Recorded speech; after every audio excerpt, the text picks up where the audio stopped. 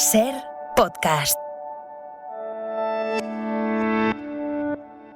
Estamos en Ser Podcast, esto es El Sidecar y hoy se sube Antonio Muñoz Molina, que cederá el 50% de su popularidad al virólogo Emilio Bouza.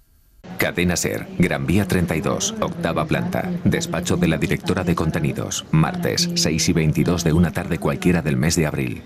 Pero, ¿qué es exactamente lo que queréis hacer este verano? Manejamos varios conceptos. En primer lugar, cómo impacta en la vida de una persona la llegada de la fama, el reconocimiento o la posibilidad de ejercer el poder o la influencia sobre mucha gente. Claro, es una reflexión que nos ayuda además a tratar de entender la diferencia de esos conceptos, porque seguramente ser famoso, tener reconocimiento o ser una persona influyente en la vida de la gente no son hoy necesariamente la misma cosa.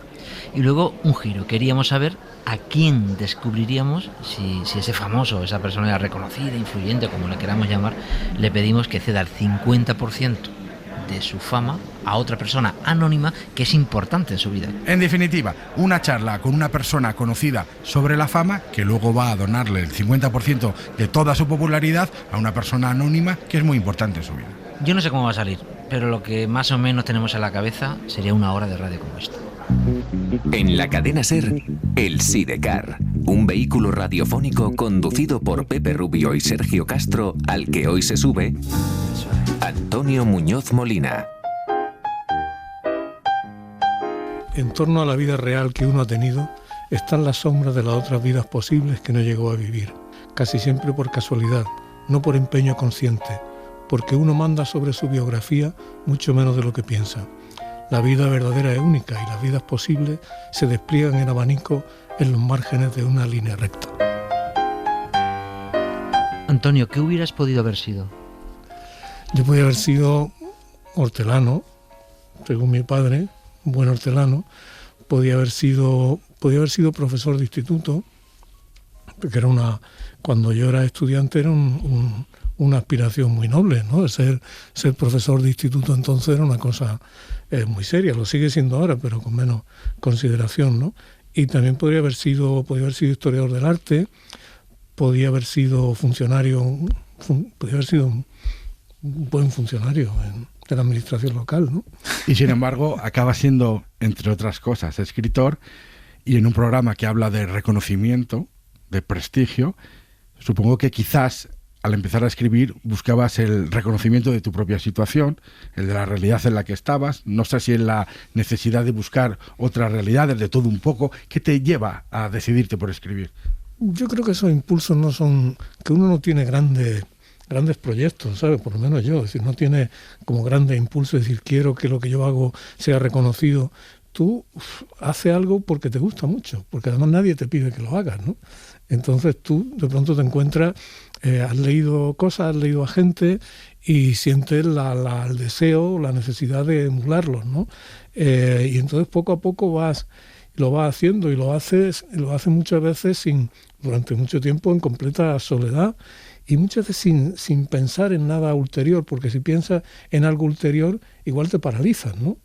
Tú piensas que yo, por ejemplo, mi primera novela la hice casi entera, sin conocer a nadie, en el tiempo que me dejaba libre el trabajo en la oficina y sin ninguna expectativa de publicación. Si yo hubiera pensado mucho en el resultado de aquello, probablemente me habría desalentado, ¿no?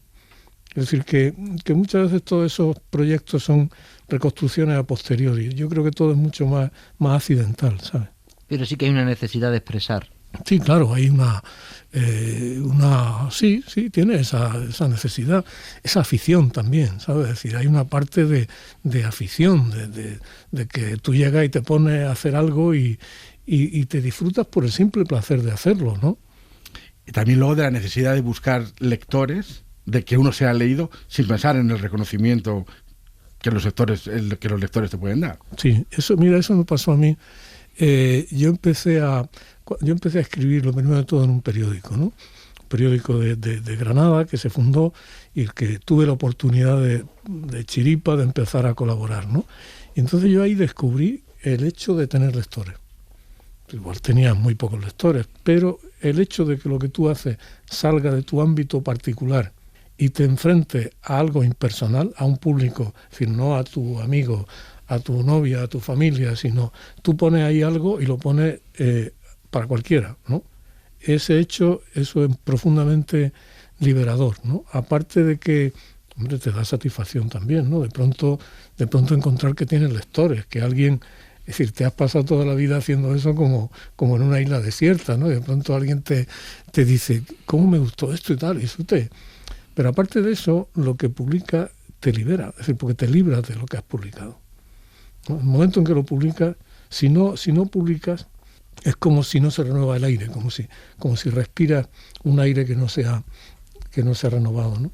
Pero para mí el encuentro del lector fue ese en el periódico al principio y fue una cosa extraordinaria, ¿no? Porque era, claro, te llevas toda la vida, tenía 26 años, ¿no?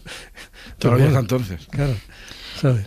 Están esos lectores, que es la primera satisfacción, y después llega en las obras, llega Beato Schiller, Invierno en Lisboa, Beltenebros, llegan los primeros reconocimientos, ya digamos de una forma oficiales. ¿Cómo va reaccionando uno cuando se ve que lo que escribe gusta, llega, se reconoce? Bueno, eso es muy variable, depende también cómo te pille, ¿no? En qué momento, qué tipo de reconocimiento. Es decir, hay muchas veces la vida del escritor se organiza exteriormente como en una carrera de reconocimientos, ¿no? Pero a mí yo de eso tengo una idea muy práctica y poco, digamos que poco solemne, ¿no? Para mí por ejemplo, fue muy importante que al Invierno en Lisboa le dieran el Premio Nacional de Literatura por una razón, porque de pronto ese reconocimiento disparó la popularidad del libro, y entonces se convirtió en un bestseller completamente inesperado. Y eso a mí me permitió pedir un permiso en la oficina, primero de 6 meses y luego de 2 años, porque claro, yo tenía una familia, tenía hijos, ¿no? Mi mujer entonces trabajaba, era profesora, ¿no? Entonces eso, y luego hay cosas que a mí no me dan ni frío ni calor, es decir, que la agradece y todo eso, pero yo cuando la gente piensa y dice, no, ahora el premio Cervantes y tal, digo, sinceramente, que se lo den a otra persona que tenga menos reconocimiento. Yo no, así sinceramente de nosotros, cada año que llega el Cervantes me dicen, no, este año te lo van a dar a ti. Digo, es que prefiero que no me lo den, sinceramente, porque digo, hay gente que yo no necesito eso. Hay gente a la que un premio así, me acuerdo cuando le dieron el premio Cervantes a Juan Carlos Onetti a principios de los años 80. Era un exiliado uruguayo, era un escritor que vivía en la pobreza en ese momento. Ese premio fue muy importante para él. Hemos hablado, Pepe y yo, preparando este programa, y hemos pensado, no sé si lo verás así, que hay un momento en lo que hemos dado en conocer el efecto jinete polaco, donde puede que se den 2 cosas. Ya tenía reconocimiento, pero lo vuelves a tener, creo que es con el Premio Nacional de Narrativa de ese año, pero llega el Premio Planeta, que quizás está más asociada a la fama que al propio prestigio de la obra, que en este caso es excepcionalmente buena, pero que en muchos casos no lo ha sido. Ahí hay un punto en el que por primera vez te enfrentas a algo que es diferente al reconocimiento y al prestigio que ya ibas acumulando y que podríamos definir como fama.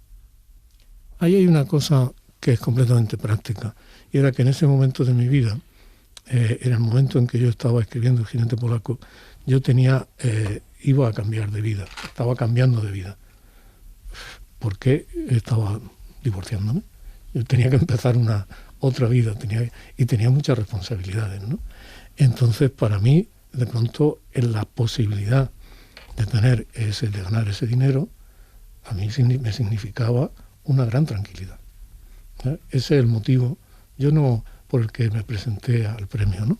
Entonces había gente, yo sabía que eso iba a ser, hubo personas que me retiraron el saludo, que se negaron ahora lo contaré, pero que se negaron a saludarme, y yo pensaba, muy bien, vaya a decir que me he abaratado porque me han dado el premio Planeta, esperad a leer el libro, porque el libro no era exactamente una novela como para un premio comercial. La primera frase en ese momento, luego lo corregí, pero la primera frase tenía página y media. Entonces, yo me presenté a ese premio simplemente por razones económicas. Y eso fue una razón. Y además yo, con el tiempo, yo pasé ese libro, no lo corregí tanto como hubiera querido, por diversas razones, por los plazos de lanzamiento y todo eso, y me quedaba ese remordimiento, ¿no? Y entonces, como 10 años después, se reeditó en 6 Barral y hice una reedición corregida. Hice un montón de correcciones que muchos lectores no notan, ¿no? Pero que para mí eran importantes, ¿sabes? Y yo tenía la esperanza de que con el paso del tiempo, pues el libro se independizaría de su condición de premio Planeta, digamos, ¿no? Ahora que has dicho que gente que te retiró el saludo, incluso te iba a preguntar qué se gana y qué se pierde con la fama. A lo mejor que gente te retira el saludo, que puede parecer una pérdida, puede ser una ganancia en un momento dado. Sí, luego vuelven, ¿sabes? En algunos casos, ¿no? Pero es que la fama, un escritor, realmente la idea de la fama y todo eso es muy, muy limitada, ¿no? Y más antes a lo mejor los escritores salían más en la televisión y todo eso, pero la fama por razones literarias es una cosa que ni hace falta, ¿sabes? Y muchas veces cuando un escritor tiene un grado de reconocimiento muy, muy, muy grande, muchas veces es por razones extraliterarias, ¿no? Porque te has convertido en un personaje mediático, porque eres una figura política y todo eso, pero la literatura, por regla natural, es una cosa intermedia, ¿no? Es decir, a mí la gente que me saluda es gente que lee libros.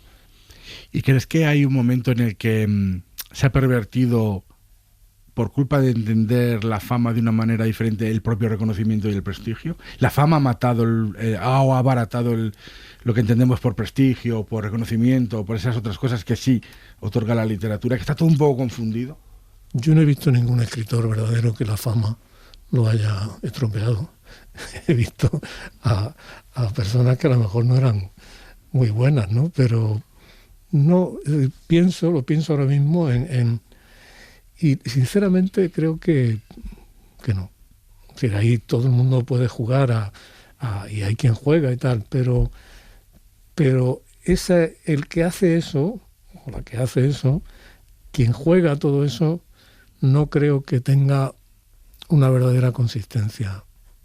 Y en general tiene la sensación de que hubo una época en que ser famoso o ser conocido o tener prestigio o reconocimiento venía dado por algún talento necesario y que ahora eso no es necesariamente, o que casi nunca ya es así.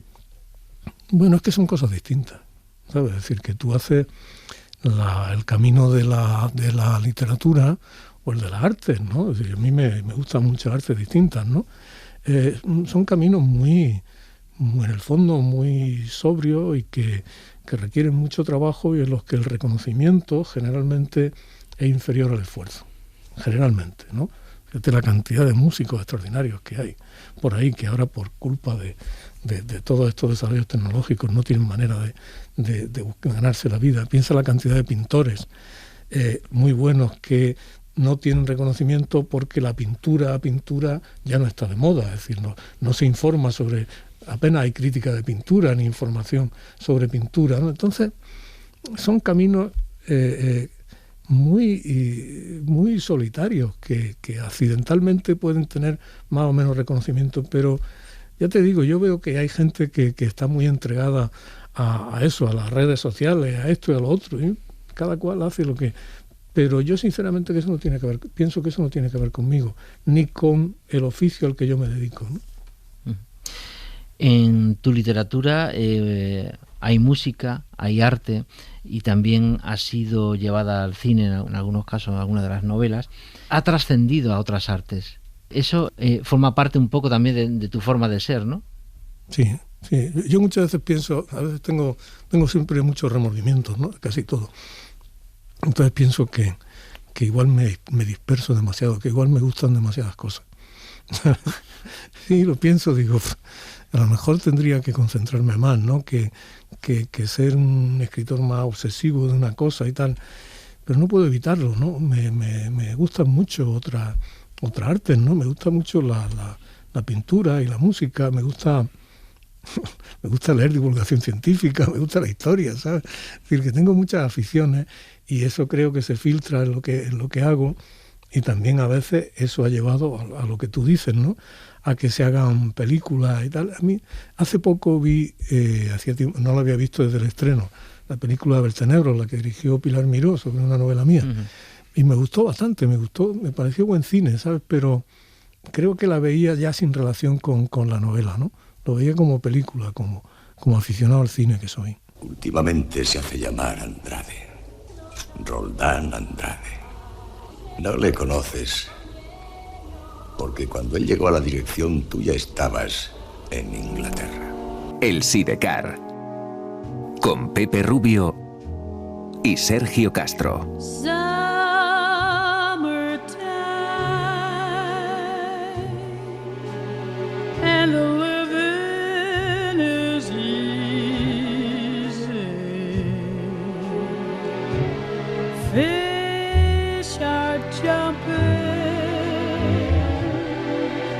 And the cotton is high.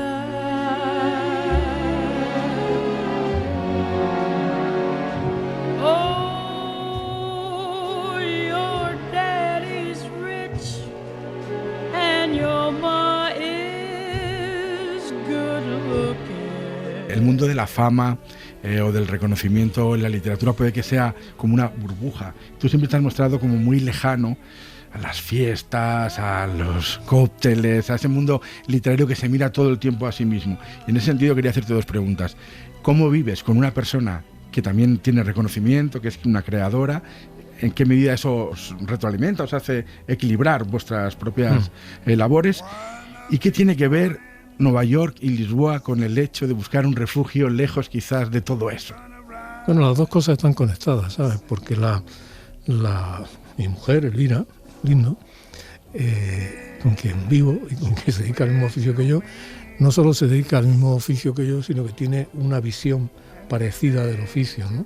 Que es una visión lo menos romántica o lo menos, digamos, publicitaria posible, ¿no? Entonces, eso, pues nosotros compartimos el oficio y solo para nosotros solo tiene ventaja, porque nos ayudamos el uno al otro, nos criticamos, nos orientamos, y a veces también nos disuadimos, ¿sabes? De cosas, ¿no? Así que eso es. Y luego, lo otro, efectivamente, el tener un retiro, eso es algo que yo sentí muy poderosamente a principios de los años 2000 o así, ¿sabes? Yo sentí que me hacía falta poner tierra por medio. Yo sentí que me habían hecho académico y todo eso, ¿sabes? Y dices, corre el peligro de convertirte como en parte de un paisaje medio institucional, ¿no? Y entonces yo tuve esa necesidad muy poderosa de quitarme de en medio, ¿no? Elvira en ese momento era menos conocida en ese sentido, ¿no? Pero yo creo que a los dos nos apetecía eso y creo que ha sido y es muy saludable para nosotros, ¿sabes? El no solo estar lejos, sino también ver las cosas desde otro punto de vista, ¿no? También, por ejemplo, sumergirte, ir a sitios en los que tienes que explicar quién eres, ¿no? En los que no se da, por supuesto, tú llegas aquí a un sitio y no tienes que explicar quién eres, ¿no? Tú sales, cruzas la frontera y ya tienes que explicarlo, ¿no? Y eso está muy bien, porque dice que va a una universidad, a un sitio, ¿y usted qué hace? Pues yo escribo libros y tal. Te tienes que explicar, ¿no? Eso te enseña mucho, ¿no? Y eso, estar en otro idioma menos palabrero, quizás, ¿no? A mí todo eso me ha educado mucho, ¿no? Yo veo mi vida como un proceso de educación, ¿no? Volvemos al interior de tus libros. En tu libro, como decíamos, aparece la música, aparece el arte y también aparecen personajes de verdad. Últimamente muchos. las últimas obras. Y entre esos personajes, la última novela... bueno, no es una novela. No es una novela, es una memoria. En Volver a dónde aparece Emilio Bouza. ¿Quién es Emilio Bouza?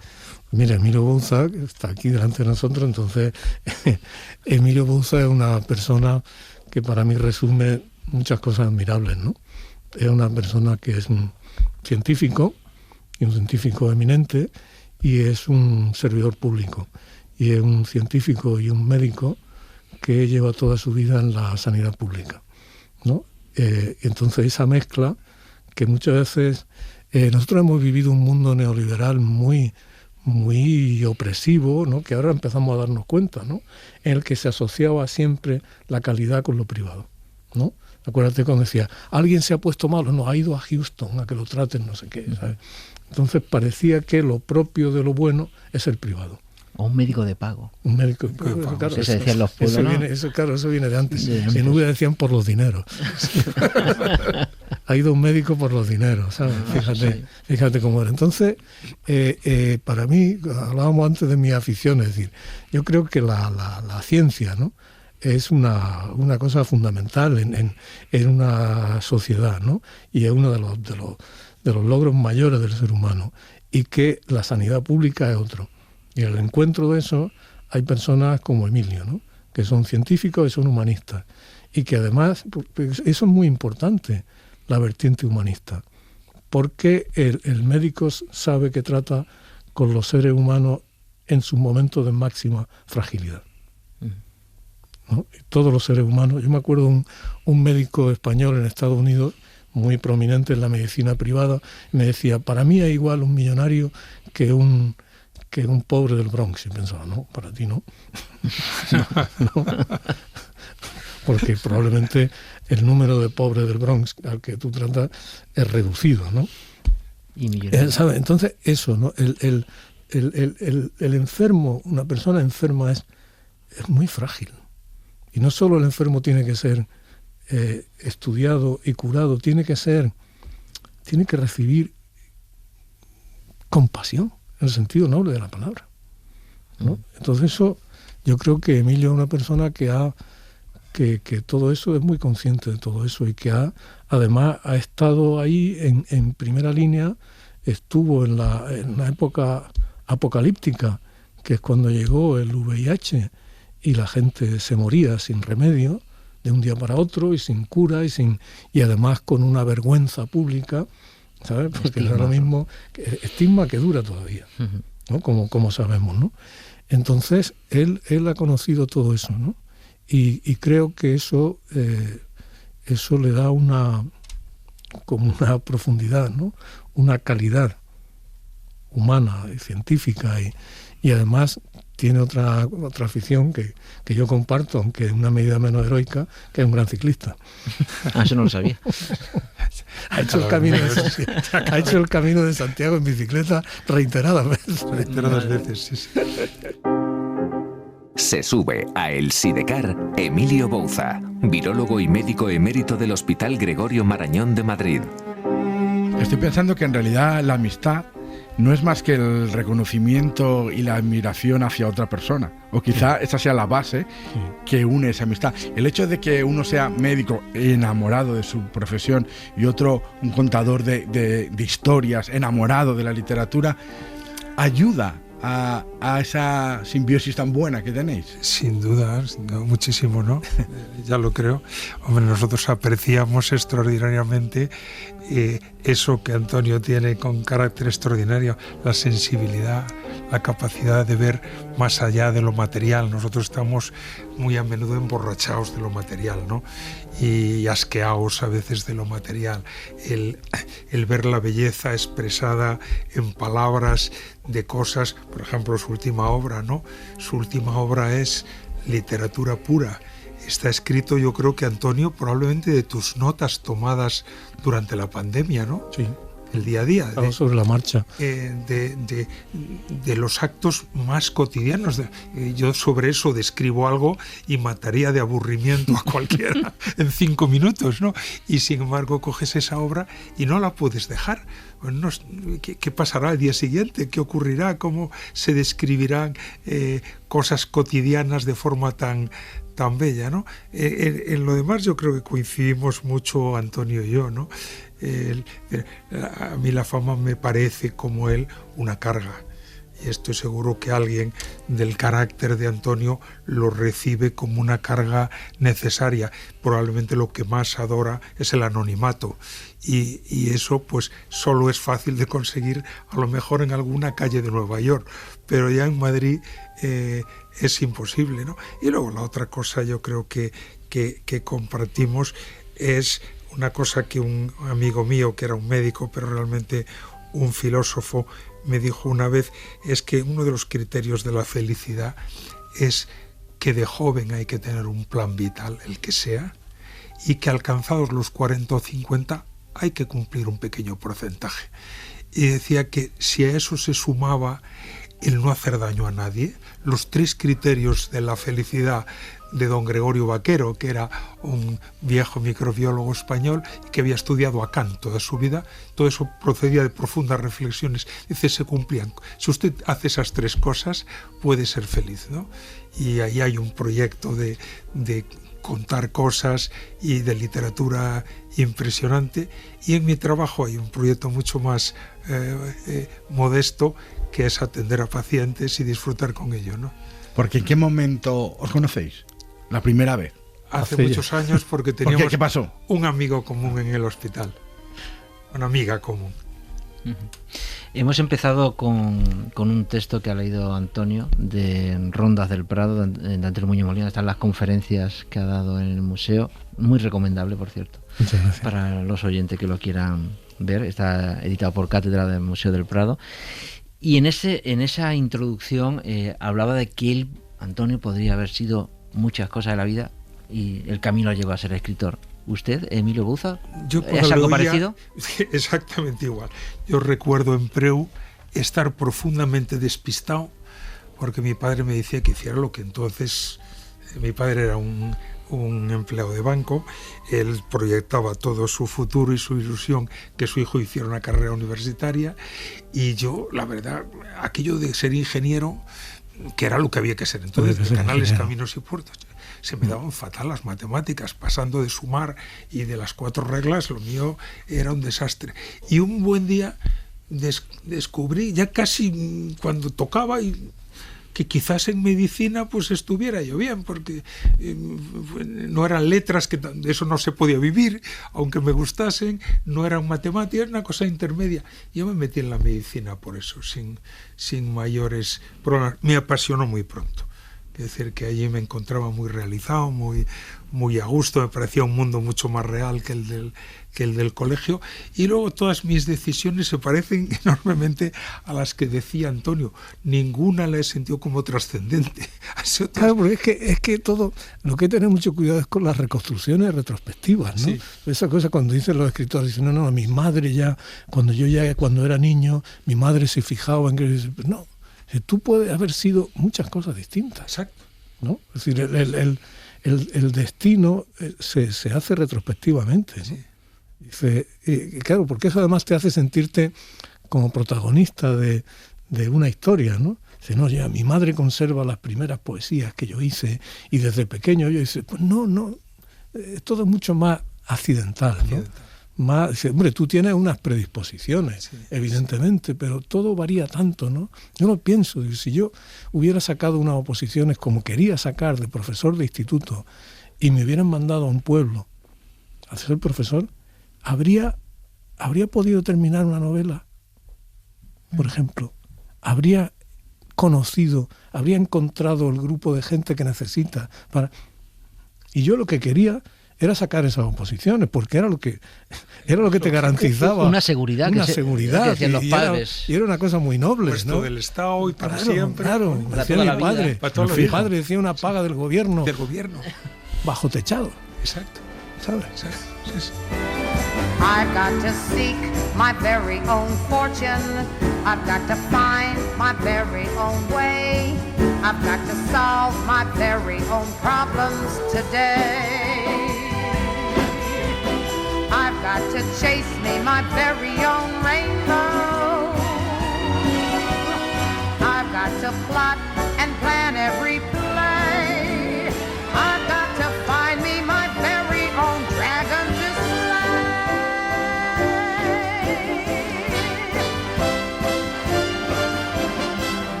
El Sidecar, con Pepe Rubio y Sergio Castro. El Sidecar es un programa que cuando le propusimos a Antonio que viniese, le dijimos, bueno, tú tienes un probado reconocimiento en tu tarea como escritor y queremos que metafóricamente puedas donarle de alguna manera durante una hora de conversación ese reconocimiento, ese foco a alguien porque tiene una labor que es mucho menos reconocida y que es muy importante, o que tú sientes que es muy importante, y no solo necesariamente para ti, sino para la comunidad en general.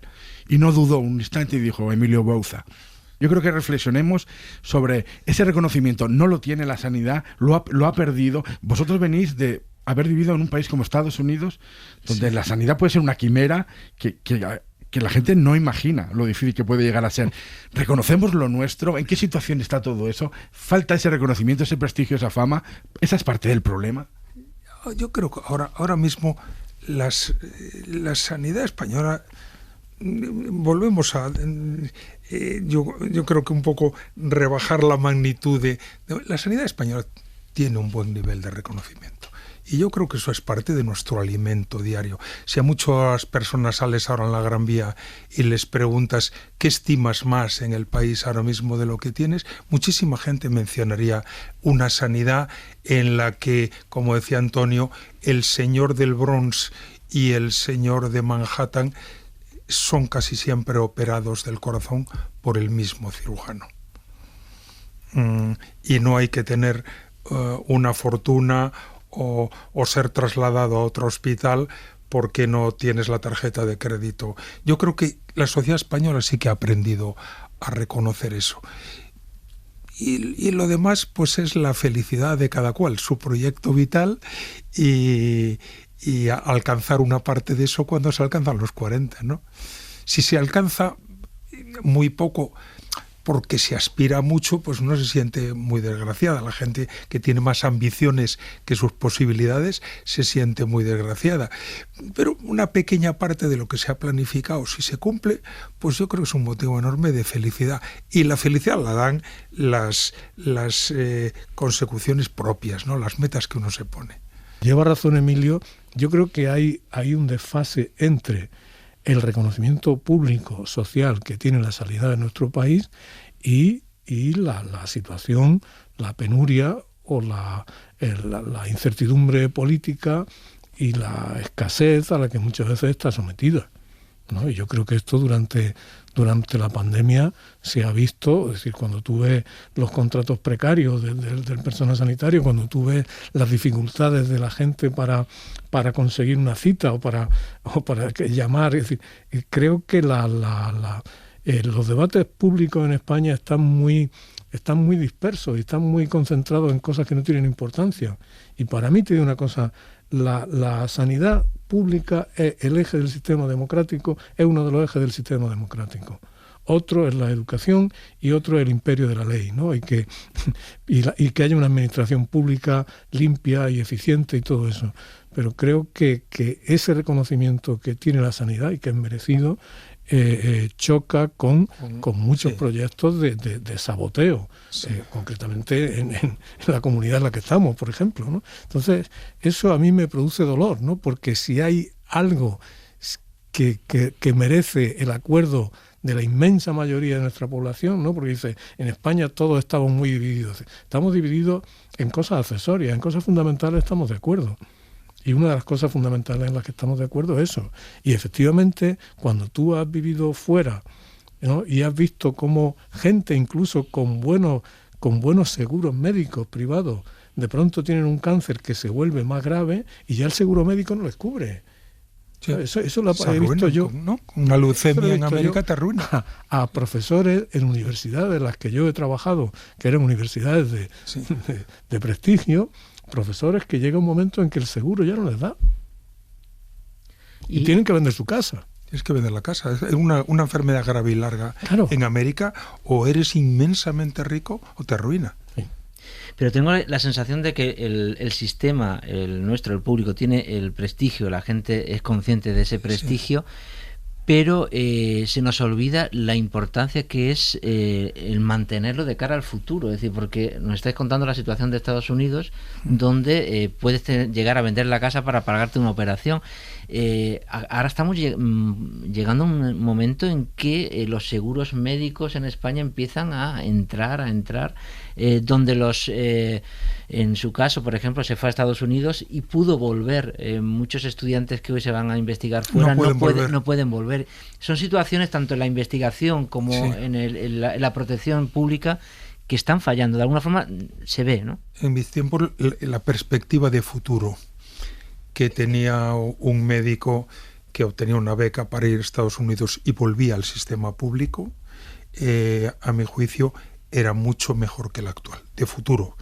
Uno volvía a un sistema que iba a crecer, que pagaba proporcionalmente mejor que se paga ahora y desde luego que tenía un sitio para ti. Yo ahora mismo trabajo y dedico parte de mi tiempo a la Fundación Areces y una de las cosas que estamos viendo allí es el número de gente becada por una fundación como la nuestra española que realmente no puede retornar, porque sí, tiene la beca, pero la beca ya pues se acaba, cuando se acaba no se obtiene un puesto en España, no tenemos un mecanismo para retener a esa gente y lo que estamos es financiando el desarrollo de terceros con dinero español. Financiando el desarrollo de Estados Unidos. De Estados Unidos, muchas veces, o Suiza, cosas... Eso que tú dices yo lo he visto allí en Nueva York, así, es decir, de españoles científicos de mucha buena calidad que no pueden volver y quieren volver. Quieren volver, porque quieren vivir. Cuando tú le preguntas a casi todo, ¿tú quieres volver? Nosotros entrevistamos a nuestros becarios. ¿Tú quieres volver? Desde luego. Quiere volver todo el mundo. Dice, pero a mí ya me es imposible, es que no hay un sitio para mí. No hay, o sea, emitimos becas y dinero, mandamos a gente fuera y no le tenemos garantizado un puesto de retorno, ¿no? Estamos bastante bien en investigación y muy mal, yo creo, que en conexión de la investigación con el mundo laboral, con el mundo industrial y empresarial. Es decir, no hay un buen contacto. Y esa falta de reconocimiento a estos estudiantes que estamos formando, estamos pagando con nuestros impuestos, que se aprovechan en otros países. Me recuerda como, no sé, soy muy de baloncesto, pero es como cuando los equipos de baloncesto españoles, se está dando mucho el caso ahora, preparan la trayectoria de un jugador joven y lo termina aprovechando la NBA, ¿no? Sí. Es decir, ¿qué repercute a nosotros? Nada, ¿no? Bueno, pues eso, robar a los pobres para regalarse a los ricos, ¿no? Es una tradición extraordinaria. Una vieja tradición. Cualquiera que sea un lector asiduo de Antonio Muñoz Molina sabe de sobra que uno de los ítems, de los mantras más repetidos que además le preocupan es eso de que las conquistas sociales no estuvieron siempre. No. Las conquistas sociales cuesta mucho hacerlas posibles y aún más consolidarlas. Pero es muy fácil que de la noche a la mañana dejen de existir. Cuando se habla de que hay un reconocimiento social respecto de tu mundo, el de la medicina, quizás afecta mucho que hemos vivido un COVID, hemos visto las orejas al lobo, lo hemos pasado muy mal, hemos visto a mucha gente morir. Desde el otro lado, desde el que le corresponde mantener todo eso, desde la política, usted ha hecho algo increíble, que es poner de acuerdo al gobierno de Sánchez y al de Ayuso durante 72 horas. Me fue imposible, pero durante 72 horas se pusieron de acuerdo en un nombre. Y 72 horas que no vería, que se marchó horrorizado. Acaba de dimitir Emilio Bouza, nombrado hace apenas 2 días como portavoz oficial del Grupo COVID, ese espacio de cooperación que habían puesto en marcha los gobiernos de España y de Madrid para coordinar medidas. Desde ese otro lado, y respecto de la sanidad, ¿eso cómo lo ven? Bueno, yo creo que bien, por ver la otra parte, somos un poco culpables los que elegimos, porque viendo lo que vemos, acabamos eligiendo a gente por su imagen, por mentiras obvias y por cosas de ese estilo, ¿no? Ver el debate político en España es de una pobreza escalofriante, ¿no? No corresponde al nivel de la sociedad. Lo sorprendente aquí es que tenemos unos políticos que no tienen el nivel de la gente de la calle, que en general hace bien su trabajo y tiene una filosofía de cumplimiento y pretende hacerlo lo mejor posible, y te lo encuentras, en mi mundo lo conozco bien, en el mundo de la sanidad, pero casi a cualquier cosa a donde vas encuentras a alguien queriendo hacer bien su trabajo y amablemente y en general honradamente. ¿Por qué hemos elegido que nos manden los Epsilon? Es decir, es curiosísimo, ¿no? Es decir, que en general de lo suyo sería elegir, pero se vuelven a producir elecciones y la gente vuelve a elegir por sus tripas y no con su cabeza. No elegimos a alguien que habla eso de sanidad y de mejorar la educación. Estamos utilizando la educación de la forma más bastarda, ¿no? Para malinformar a la gente y deformarla por intereses que son obvios, ¿no? Y bueno, eso es lo que hay. Ayer leí una frase de Voltaire que me llamó mucho la atención. Decía: quien es capaz de convencerse de creer cosas absurdas es capaz de hacerte cometer cosas atroces, ¿no? Claro. Estoy de acuerdo con Emilio en una cosa fundamental, y es que el mundo funciona porque una mayoría muy grande de gente hace su trabajo con dignidad, ¿no? Como decía Camus, que para mí es una de las cosas fundamentales, que cada uno haga su trabajo, ¿no? Y mucha gente lo hace, pero claro, ¿cómo conseguimos votar o cambiar un sistema político tan profundamente viciado? Eso sinceramente yo no lo sé. La pandemia fue, ya lo hemos comentado antes, usted lo comentaba Antonio en el perfil introductorio que hizo, usted tuvo que luchar contra el primeros 80 en el SIDA y le ha tocado ahora el COVID. ¿Ha sido los momentos más duros profesionalmente que le ha tocado vivir? Es decir, sobre todo esta última etapa. No tanto como el principio del SIDA. No, nos pilla la pandemia, el comienzo del SIDA fue tremendo. Una enfermedad para la que no teníamos solución. Un paciente visto determinado día en la consulta, estoy hablando del 85, del 84, los primeros años, era un cadáver a los 6 o 8 meses. Esa era la supervivencia de los pacientes que veíamos entonces. Era una enfermedad que no solo te llevaba a morirte, sino al estigma de que tú te lo habías buscado y que tenías una culpabilidad y por tanto no merecías esa compasión de la que hablaba Antonio. Esos años fueron de lo más terrible. Se hacían chistes. No sé si os acordáis que se hacían chistes. Sí, chistes. Se hacían chistes. Yo recuerdo un columnista de ABC, no lo olvidaré nunca, que decía: para ganar el premio Adonais, el premio de poesía Adonais, lo que hace falta es coger un sidazo. Qué horror.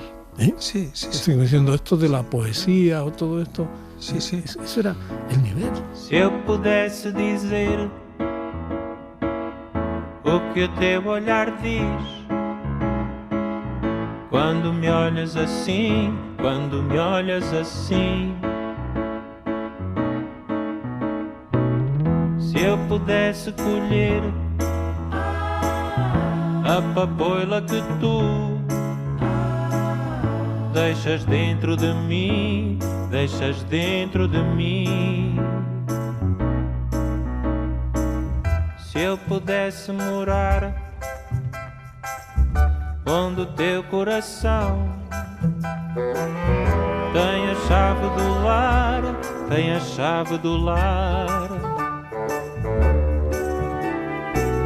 O mundo era perfeito, tudo tinha o seu jeito. Dentro desse lugar, dentro desse lugar. Dentro desse lugar, dentro desse lugar.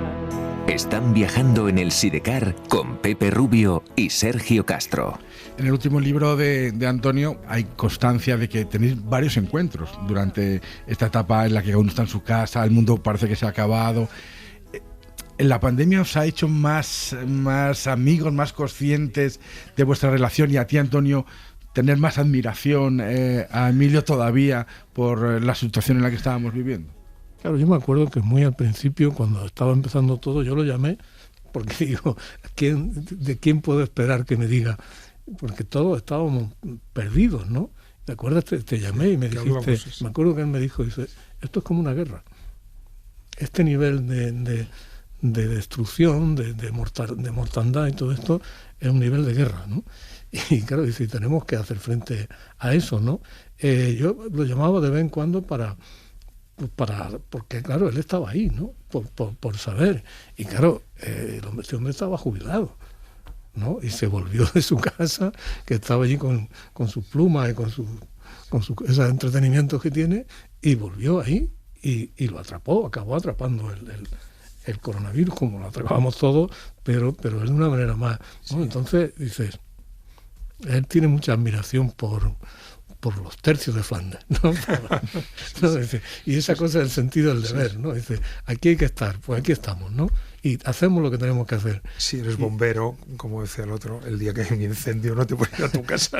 Yo me acuerdo cuando lo nombraron para aquello, yo lo llamé inmediatamente después y llamé, el pobre hombre estaba como descompuesto por lo que había vivido en 48 horas, ¿no? Pero ya te digo que a mí eso es decir, este hombre se ha jubilado y ha vuelto ahí a su trabajo, ¿no? A mí eso me parece yo seguí, desde que me jubilé, seguí yendo al hospital. Tengo una posición que está muy bien, de la Comunidad de Madrid, que se llama emérito asistencial. Lo solicitas y se te concede, puedes continuar asistiendo siempre y cuando tengas dos criterios, ¿no? Uno, que tu institución quiera que lo hagas, y dos, que la persona que te sustituye quiera que estés. No puedes estar molestando al nuevo jefe y encordiándolo con tu presencia. En mi caso se cumplían los dos criterios. La persona que me ha sustituido pues es una de mis discípulas, y con la que me he llevado bien toda la vida y que hemos hecho un trabajo juntos todos estos años, y la dirección del hospital se portó estupendamente y quiso que yo siguiese. Y en eso surge el demonio de la pandemia. Bueno, pues ya que no me voy a ir a mi casa ese día. O sea que... Y luego la gente joven dio un enorme ejemplo.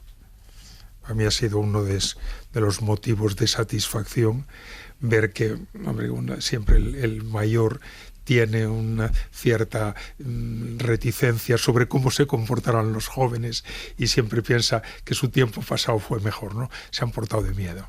Y a mí eso me ha dado mucha satisfacción. Emilio, tú eres médico, has vivido en primera línea el coronavirus, la pandemia, has leído la novela el libro de Antonio Muñoz Molina, el diario. Claro. ¿Tú crees que dentro de 15 o 20 años ese será un lugar donde haya que acercarse para entender qué pasó y cómo fue todo? Desde luego será una de las obras de referencia, porque así como habrá cientos de miles de obras científicas y la literatura médica, hay pocas visiones humanas y humanistas que refleja esa realidad de estar en una cárcel que es la ciudad y que es el país y que es el mundo, si me apuras, en que no te puedes mover, en que sin embargo lo básico funciona, que es otra de las enormes sorpresas, ¿no? Es una cárcel en la que el carcelero te llega con el plato de comida todos los días y tú pones la tele y ves una película. O sea, es un encierro único en la historia del humano, ¿no? Porque lo básico se ha mantenido. Uno piensa, esa pandemia solo 20 años atrás, ¿te lo imaginas? Sin fibra óptica y sin que las empresas puedan tal, y sin móvil para que el camionero descargue en Hay un grupo enorme de gente ahí, poquísimo reconocida todavía en la pandemia, ¿no? Yo creo que la gente de las telecomunicaciones y la gente de las comunicaciones físicas, la que traía y llevaba cosas de un sitio a otro. Sería impensable, la catástrofe hubiera sido monstruosa, ¿no? Hay una diferencia entre ficción y no ficción. Y para mí, que me gusta mucho escribir ficción y leer, hay otra cosa que es la necesidad a veces de dar testimonio de lo que estoy viendo, ¿no? Eso me parece, porque lo he disfrutado cuando lo leo en diarios de gente que ha vivido la guerra o que ha vivido... Ahí es donde tú ves cómo era estar allí, ¿sabes? Y entonces yo sentía desde el principio la necesidad de ir anotando día por día exactamente todo lo que yo vivía, o lo que sentía, o lo que veía desde el balcón, lo que, ¿sabes? Porque las cosas se olvidan muy rápido. Sí. Las cosas se olvidan mucho más rápido de lo que parece. Y una cosa tan excepcional como esta, precisamente por ser excepcional, no se queda en la memoria, se dispersa, se aleja enseguida. Es decir, cuando a las pocas semanas de terminar el confinamiento ya nos parecía, lo recordábamos como una cosa vaga, ¿no? Esto pasó, ¿verdad?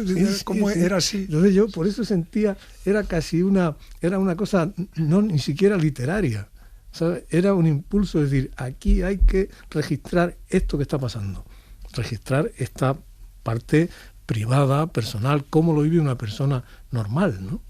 Un libro que Antonio tiene pendiente es ese libro que no ha escrito, que es el de la mecánica de trabajo, ¿no? Es decir, que en general, tras las obras de arte, tras las obras de cualquiera, hay pues lo que se ve, lo que se aprecia. Muy poca gente escribe sobre su libro de cocina. ¿Cómo lo hace, no? Yo creo que el libro de cocina de Antonio tiene que ser escrito. ¿A qué hora trabaja? ¿Cómo haces para aquello de Picasso, ¿no? Que la inspiración te pille trabajando? ¿Cómo te organizas para estar varias horas del día? Parte de eso fue la pluma que tú me regalaste. Bueno, no creo que escriba sola. Hablando de plumas, justo antes de este encuentro radiofónico he visto que Antonio le pasaba a Emilio una pluma. ¿Me podéis explicar este tráfico de plumas en qué consiste? Entre otras habilidades, es un restaurador de plumas estilográficas, es un experto. Entonces él hace un par de años me regaló una pluma preciosa, una Parker, ¿verdad? Y maravillosa, que él había restaurado, una pluma del año 40, por ahí, ¿no? Y yo he escrito todo lo que escribí durante el confinamiento, que lo que publiqué en el libro es una pequeña parte, todo está escrito con esa pluma, pero el plumín se me ha estropeado y entonces la he traído, he aprovechado que íbamos a vernos aquí para hacer la pluma, a ver si Emilio me la restaura. Emilio Bouza dimitió como portavoz oficial del grupo COVID-19 48 horas después de ser nombrado. Antonio Muñoz Molina publicó el diario Volver a Dónde en septiembre de 2021. Muy bien. Qué bonito lo habéis hecho, joder. Sí, bueno, ahora lo vamos a embellecer un poco con sonido, con música, ahora sí está como muy rupestre, pero bueno. Pero la idea era esta, Kiss me once, kiss me twice, then kiss me once again. It's been a long, long time. Haven't felt like this, my dear, since can't remember when. It's been a long, long time. You'll never know how many dreams I dreamed about you. Or just how empty they all seem without you. So kiss me once, and kiss me twice, then kiss me once again. It's been a long, long time.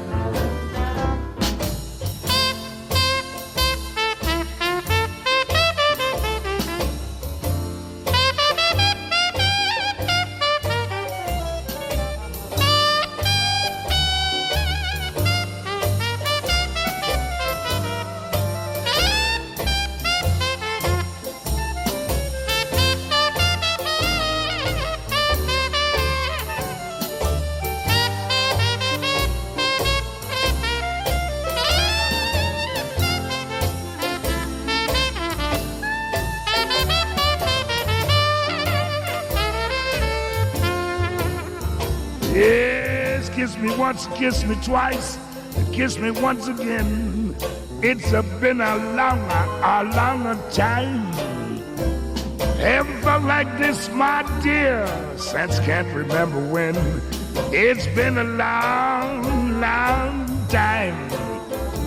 You never know how many dreams I dream about you. Just how empty they all seem without you. So kiss me once and kiss me twice and kiss me once again. It's been a long time. Oh yeah.